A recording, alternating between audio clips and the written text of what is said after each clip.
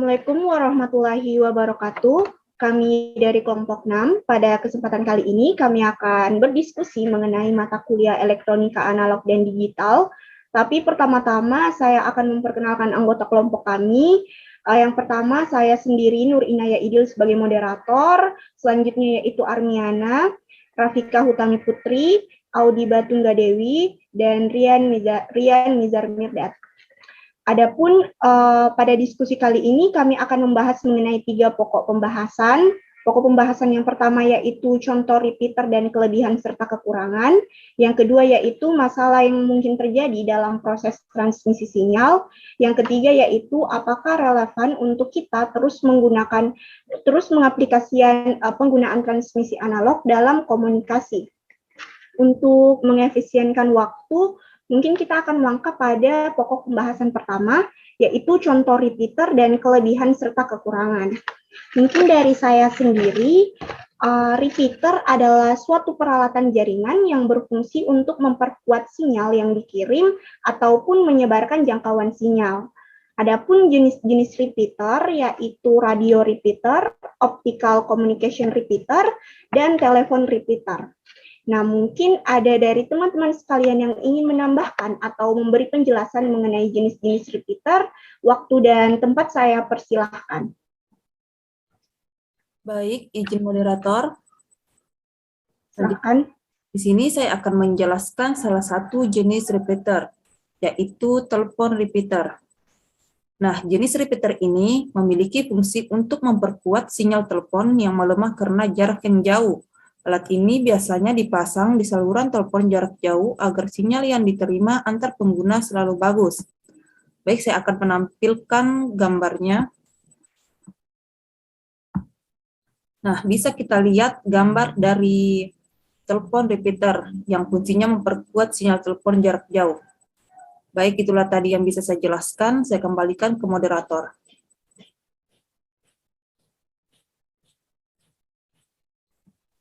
Baik, terima kasih. Mungkin dari teman yang lain ada yang ingin menambahkan? Izin moderator, saya akan menambahkan jenis repeater yang kedua yaitu optical communication repeater. Sebelumnya saya akan memperlihatkan gambarnya dulu.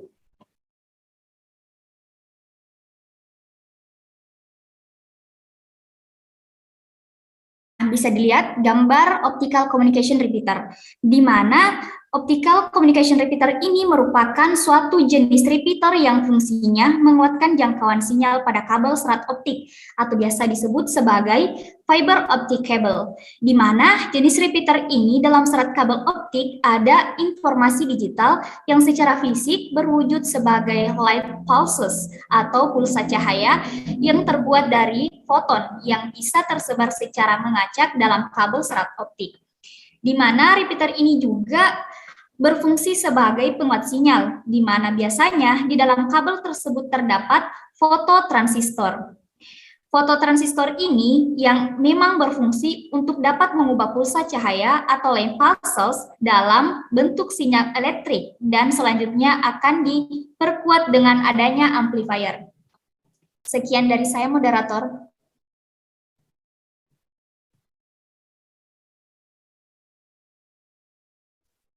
Baik, terima kasih. Selanjutnya dari teman-teman yang lain, ada yang ingin menambahkan? Izin moderator, saya akan menambahkan. Silahkan. Baik, saya akan menambahkan jenis ketiga repeater ini, yaitu radio repeater. Pada radio repeater ini merupakan jenis repeater yang memiliki fungsi untuk dapat menguatkan sinyal radio. Pada dasarnya, jenis repeater ini memiliki satu antena yang berfungsi dan juga secara receiver dan transmitter. Untuk jenis repeater ini akan mengubah frekuensi sinyal yang bisa menerima atau dipancarkan kembali. Kemudian, sinyal tersebut dipancarkan dengan melalui sinyal repeater ini yang bisa atau dapat menembus objek penghalang. Kemudian, contoh gambar dari radio repeater ini seperti ini. Ini contoh gambar radio repeater. Terima kasih. Saya kembalikan ke moderator. Baik, terima kasih. Apakah ada yang ingin menambahkan lagi? Izin moderator menambahkan. Silakan.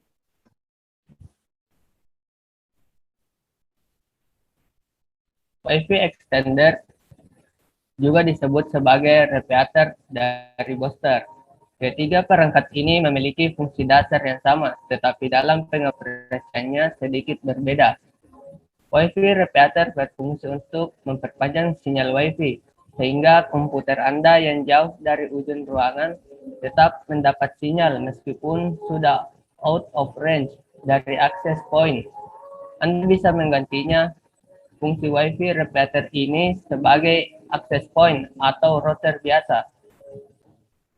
Berikut saya akan perlihatkan gambarnya.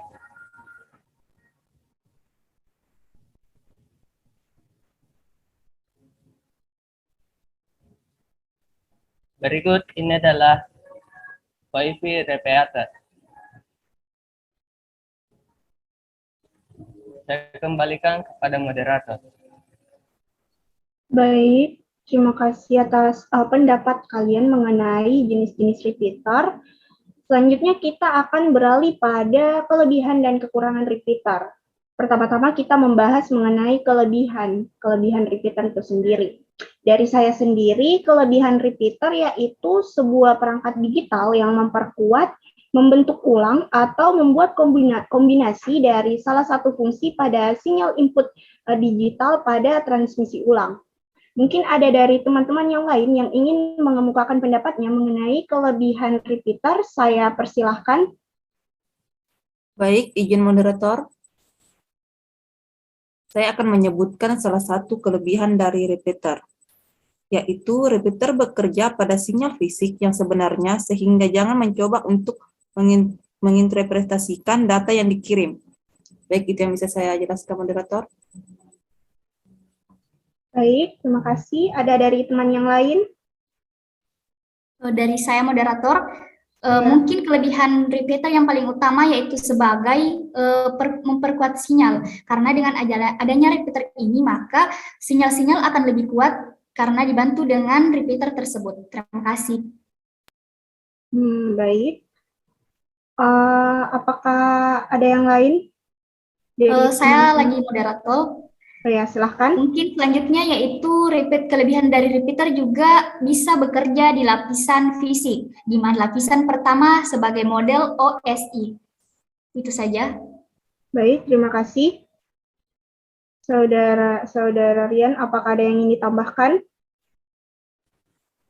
Iya, ada moderator.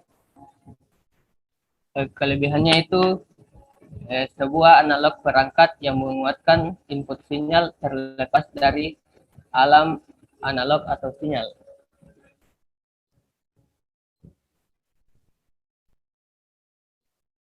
Baik, mungkin itu kelebihan dari repeater, dan selanjutnya kita akan membahas mengenai kekurangan repeater. Dari teman-teman sekalian, apakah ada yang ingin mengemukakan pendapatnya mengenai kekurangan repeater? Saya persilahkan. Ya, baik, izin moderator. Saya akan menyebutkan salah satu kekurangan repeater, yaitu tembaga untuk serat. Ya.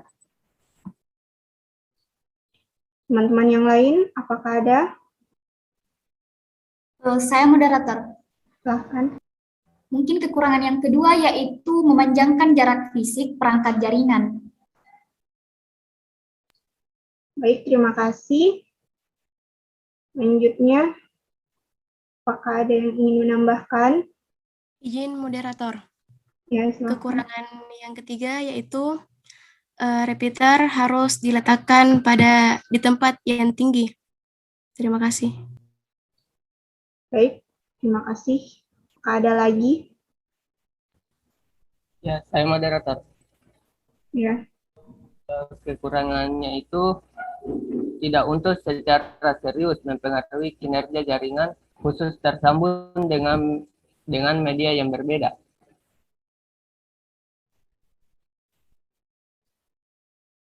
Baik, terima kasih. Apakah masih ada?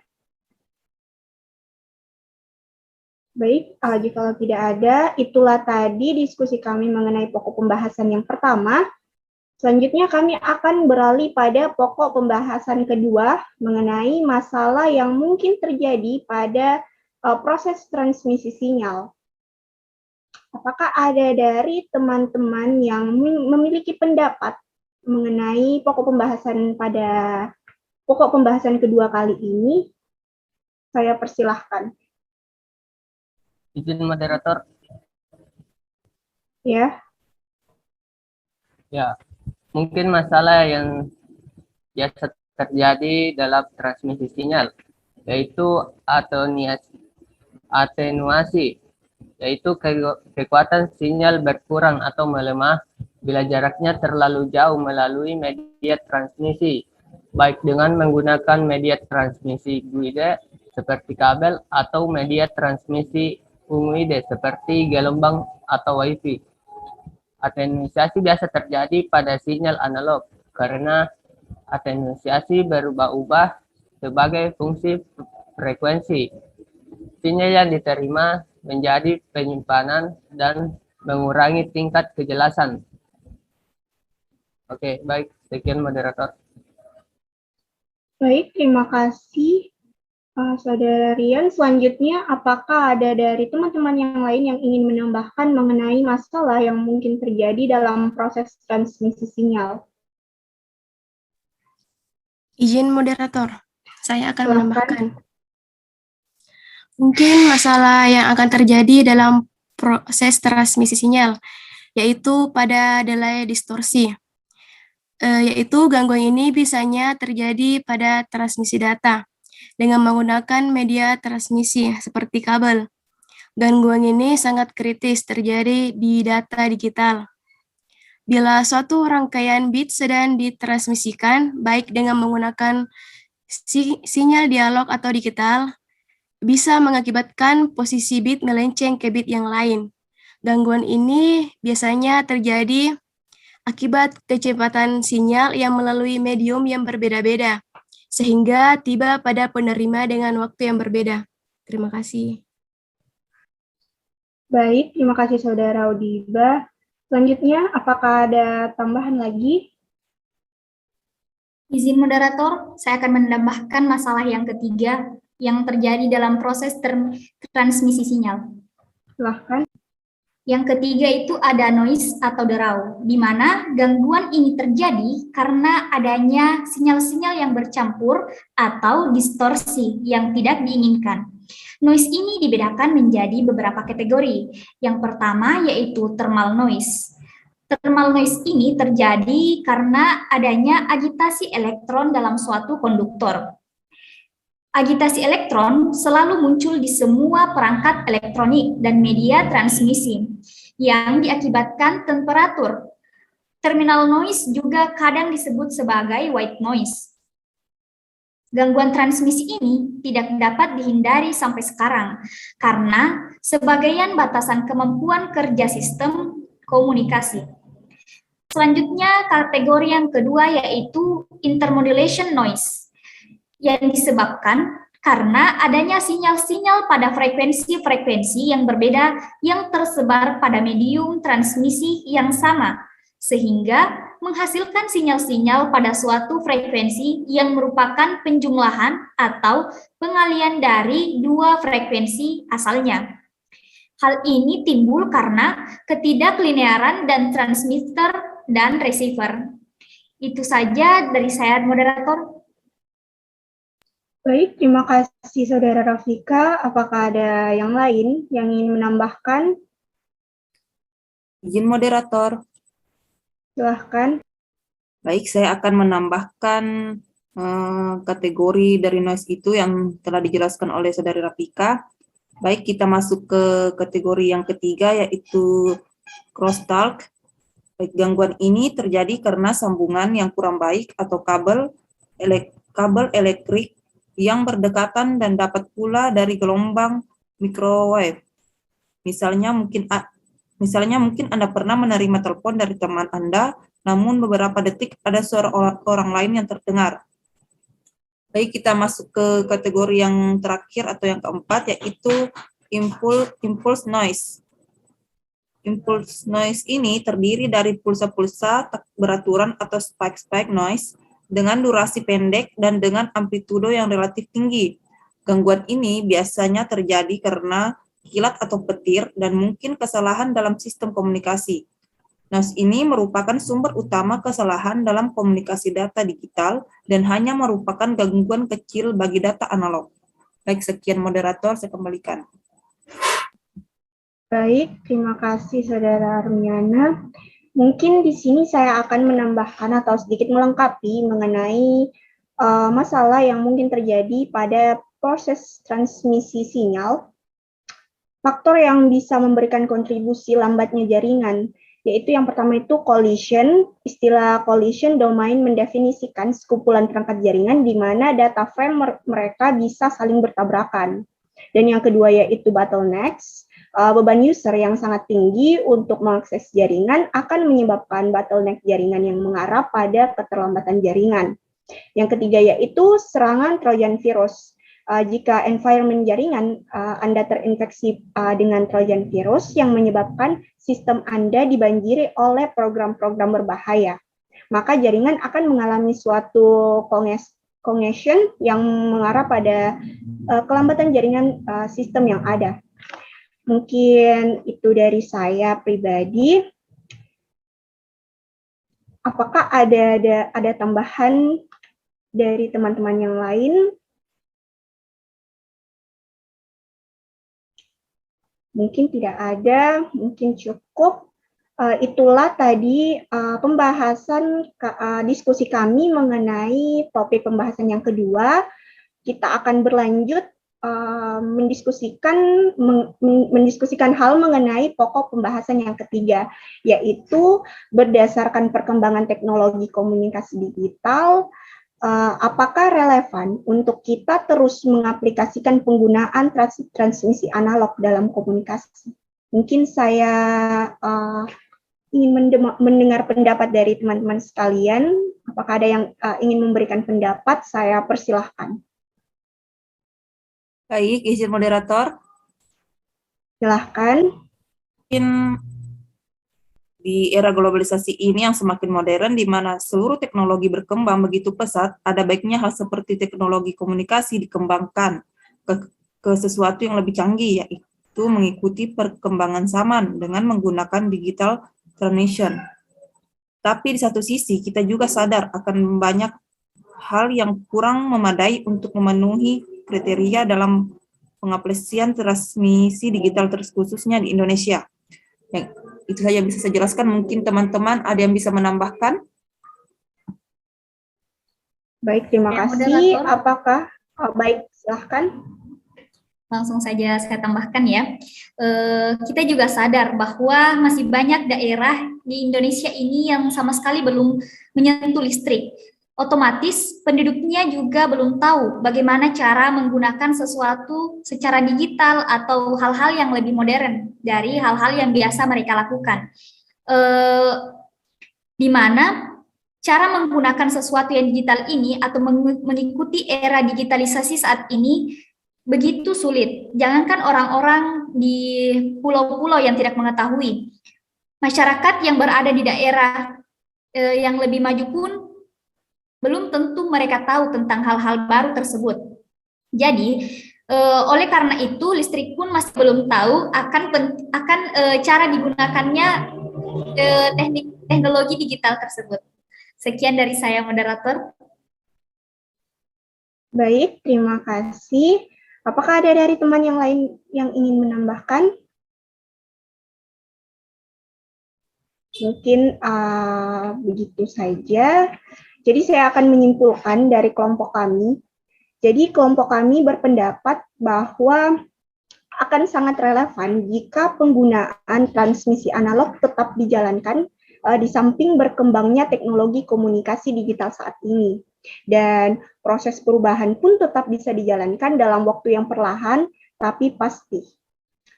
Sekian dari kelompok kami. Lebih dan kurangnya mohon dimaafkan. Assalamualaikum warahmatullahi wabarakatuh.